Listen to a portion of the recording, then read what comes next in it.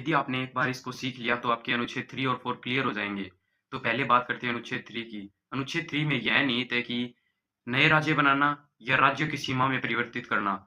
मतलब हम समझते हैं तो संसद को ये अधिकार है कि नए राज्य बना सकती है, किसी राज्य की सीमा बदलकर अलग राज्य बना सकती है। यदि कोई राज्य है तो उसे 2 टुकड़ों में विभाजित कर कर अलग-अलग राज्य बना सकती है। मतलब इसमें हम समझते हैं तो संसद को ये अधिकार दिए गए हैं।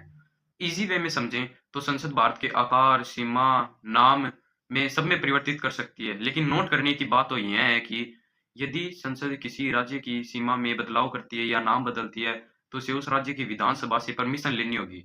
लेकिन अंतिम फैसला तो संसद का ही मान्य होगा। यदि हम अनुच्छेद 3 को उदाहरण के तौर पर समझें, तो तेलंगाना राज्य का निर्माण 2014 में आंध्र प्रदेश से अलग कर कर ही किया गया।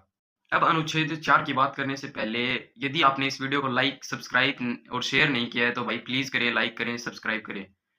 तो अब बात करते हैं अनुच्छेद 4 की। अनुच्छेद 4 का निर्माण 2 और 3 के सपोर्ट के लिए किया गया है। मतलब यदि संसद अनुच्छेद 2 और अनुच्छेद 3 के तहत किसी नए राज्य का निर्माण करती है, तो उसे किसी विशेष संविधान संशोधन करने की ज़रूरत नहीं है। मतलब ईज़ी वे में समझें, यदि संसद किसी राज्य के नाम में परिवर्तित करना चाहती है, आकार में परिवर्तित करना चाहती है, किसी राज्य को 2 टुकड़ों में विभाजित करके अलग-अलग राज्य बनाना चाहती है, तो उसे 368 अनुच्छेद के तहत विशेष संशोधन करने की ज़रूरत नहीं है। यानी कि राज्य में बदलाव एक साधारण कानून से ही किया जा सकता है।